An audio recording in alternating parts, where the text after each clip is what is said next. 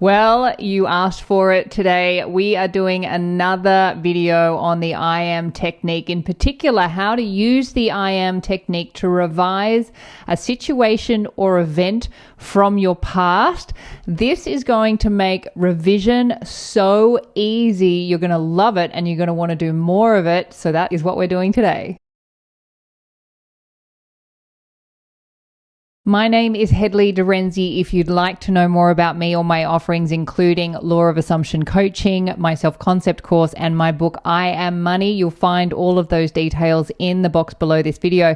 But before we get into this video, and if you are enjoying my videos, I'd love to ask you to do just one very simple, easy thing, and that is to click the subscribe button now. Well, thank you so much for all of your lovely comments and the sharing of your success stories with the last video about the I am technique. This is something that I'm super passionate about. It's something that I've been talking about for a while now. So if you haven't seen, I've created a playlist of all the videos that I've ever done talking about the I am technique. Because even though it is so simple, it is so profound. There is so much to go into when it comes to I am. And the more you understand I am and how it works, the easier it is going to be to apply to everything in your reality. And yes, some of you are asking, can I apply it to this? And can I apply it to this? And can I apply it to this? And yes, the answer is yes to everything, because I am is the observer of everything in reality. Therefore, you must use I am in order to create a change in your reality. And the most important part of I am is remembering who is I am when you are in that wonderful sensory experience called reality. Oops, I haven't turned my phone off. My package was not delivered. Okay, where was I? So I wanted to share a success story. In fact, there's 3 success stories from one of my lovely subscribers who has asked me not to use their name, but you know who you are. Thank you so much, because all of your stories, all of your success with these techniques really help to build the evidence, the account of evidence for us all, even myself. I mean, I love nothing more than hearing your success stories. And even though I know this works, and I know it works 100% of the time because it always does, I am still in awe when I hear your success stories. And it doesn't matter whether you're finding a ball or a spoon, hi Susan, or that you're assuming that your person who you've been in no contact with for like a year has come back into your reality. It is all amazing. So continue to share your success stories, pop them in the comments box below. But I did want to read you these success stories, just again, to build the account of evidence so that you know this does work. And of course, if it works for you. There's no reason for it not to work for you. The only reason if it isn't working for you is because you've got an assumption that it doesn't work for you. That's the only reason. You're that powerful. So I'll just read the email. I have used the I am method a few times with success, but a couple of things I want to thank you for. My dad passed away yesterday between 5 and 6:30. He had lung and heart disease and he was sick in hospital. I am a health professional and my only wish for him was that he die peacefully, not in a nursing home and from his heart and not his lungs, because this would have brought more suffering than he deserved. At 5 o'clock, I awakened in my bed and thought about the I am method and my dad. Oh, this brings tears to my eyes. I said, I am dying from heart failure. My mum called me at 7:15 and told me he had closed his eyes after going to the loo at about 5:30 and died quietly and peacefully in his hospital bed. And the blood collector found him at between 6 and 7. Oh, thank you so much. That's so beautiful. The other thing is that I was owed $500 by somebody that misled me online. I asked for a refund and didn't really expect to get it. I was advised it would take 20 days. So on the 19th day, I said, I am the company name and I am paying, I won't mention the name, the entire amount she is owed. Sure enough, the money appeared in my account on day 21. I also continue to have small lotto wins and other unexpected money coming to me. My brother-in-law paid for all our flights to my dad's funeral just out of the blue. Dad's passing has coincided perfectly so that all his grandchildren can make it from far and wide. Just awesome. Thank you. I feel so blessed and so relieved for my dad. Love. Beautiful. I had no idea I was going to get emotional sharing that story. This is how powerful I am is. When you know I am, you will use it for every part of your life, because every part of your life is an expression of I am, and that includes your past. So today we are talking about how to use the I am method or the I am technique to revise a situation or event from your past. Now, you may have heard the term you can't rewrite the past or you can't change the past. Not true. Incorrect. Yes, you can. You cannot change the physical events of your past, but the physical events of your past are over, they're finished, they're dead, they don't exist. They only exist in your consciousness, in memory, in imagination. So the brain doesn't know the difference between memory and imagination. So if you are imagining the past, a past memory that is unfavorable, the brain imagines that to be happening now, and what you are aware of, what you are focusing, what you are directing your attention and energy towards repeatedly and dominantly must be projected out and reflected back in your reality, in your real lived sensory experience, because that is how this works. So one of the things I always say when talking about revision, and revision is another one of my favorite techniques because that brings into alignment what you're doing with your future envisionings. Envisioning and revisioning work well together. You want to be using both, and I Am will help you do that. One of the things I always say about revision is you are not changing the past. The past is over, it's dead, it's finished, it's over. We are not changing the past. We are changing our memory of the past, and that's what's most important because you're only ever remembering the past. You're only ever experiencing the past through memory, and memory is a concept of consciousness. Now, a lot of people are just operating on one memory. You're operating on the memory of what happened in reality, but that's just one potential. And in consciousness, there are always infinite potentials, infinite possibilities available to you. But as long as you're only focusing on one and believing that what happened to be the only potential and possibility, you are limiting yourself from an infinite number of other potentials and possibilities. Everything that you are aware of now is happening now. What you are remembering is happening now, even though it is in memory. But be sure, that's how history repeats itself, because we just keep remembering what happened, and then what happened ends up playing out again. Not necessarily in the same way, not necessarily with the same characters, but absolutely the same quality of events and the same quality of characters are showing up. Now, you don't have to go through your entire past and change all the memories. This technique is just something that you can use when you are experiencing guilt, when you are experiencing regret, when you are experiencing shame, or when you are just experiencing, I wish I had done that differently, or if only I had done that instead. Now you can, because with I Am, that's exactly what you're going to do.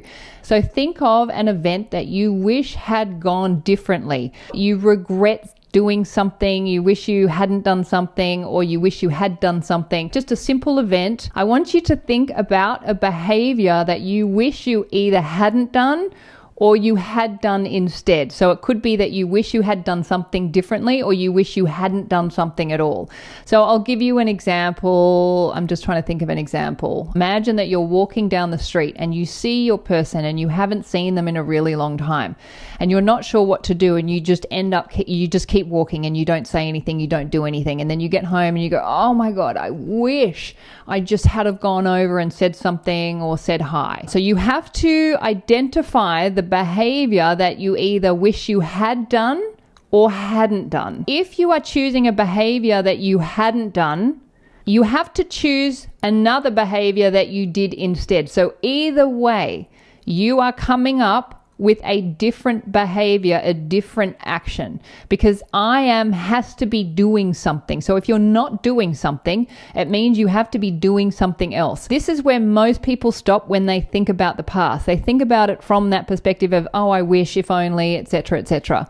What we are going to do is take it a step further, and you are now going to place I Am in front of that new behavior. Now, what you've just done is you have revised the memory now, meaning you have now accessed a new potential of how that scene or how that event actually played out. And the more you can embed that new memory, that new potential, your brain does not know the difference between what happened in reality and what you are now imagining is happening in reality. And of course, it's all happening now. And when you do that, you're essentially shifting timelines. This is, another term for quantum jumping, is when you actually shift into another potential, you are actually shifting timelines timelines. And if you can manage to hold that potential and continue to repeat it as you would like a past memory, you just keep remembering it over and over and over, your reality must reorganize itself to match up with that new potential. This is where revision is kind of interesting, because we're not looking for a result in reality. We're actually looking to tie up a previous result already experienced in reality.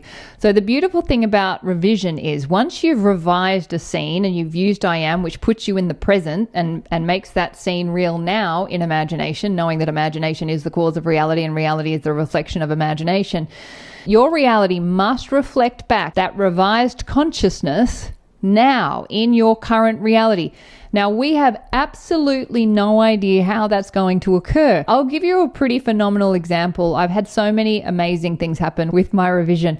So one of the things that I revised was quite a lot of my past. I won't go into the whole story, it's too long, but basically I revised the house that I grew up in. And I grew up next to some wonderful neighbors, and I haven't seen these people since we moved when I was 8. So I did this revision on my childhood home.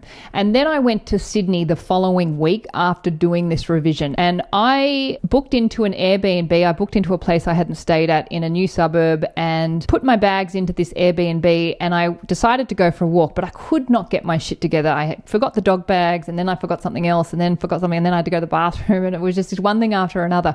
Finally, I got out of the gate, and I was standing at the gate, and I was about to turn right to go for my walk, and I thought, you know what, I'm going to turn left, and I turned left, and as I turned left, right next door to the Airbnb house where I was staying, the entire family of the neighbors that I grew up with, who I lived next door with, they all came out. The whole family came out of the gate of the next door house to my Airbnb. And we both just stood there stunned. But I was more stunned than they could have ever known, because I had just revised my childhood home, including them. You know, they were all part of it. And here they were, 30 plus years later, standing outside the next door home to my Airbnb.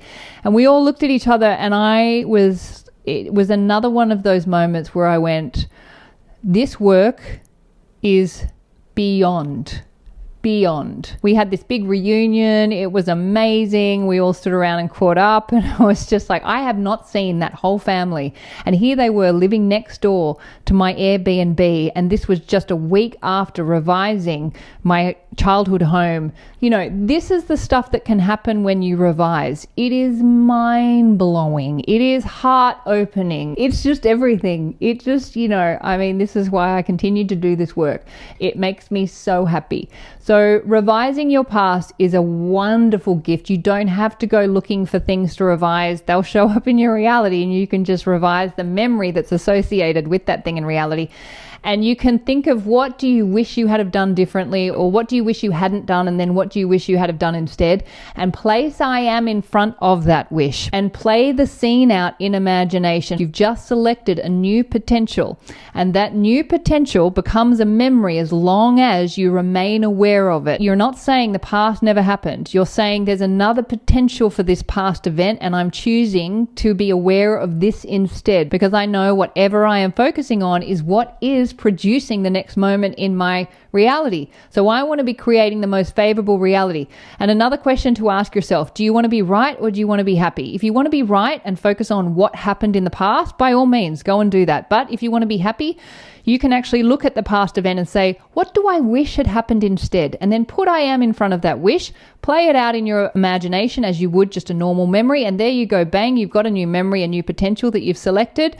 Keep remembering it as many times as you need to, so that if you were to think back to that event, which memory does your brain go to? And if it goes to the new memory, then you know you're set. Your reality must and will reflect back that new state of consciousness associated with that memory. It'll blow your mind. It'll knock your socks off, even if you don't wear socks. And it'll just reinforce how amazing and powerful these teachings are, but more importantly, how amazing and powerful you are as the I am of your reality. So go and play and have fun with that one. Report your success stories back. And And as always, please remember you are the amazing and powerful creators of your reality. You are the superstars of your show. You are the producers, the writers, the directors, and the actors in your movie. What you assume to be true will be so. So assume the best for you. Assume the best for everyone in your movie too, and you will have an amazing life. This is my wish, my vision, and my prayer for you. Thank you so much for being here. Thank you for doing this work. Thank you for supporting this channel.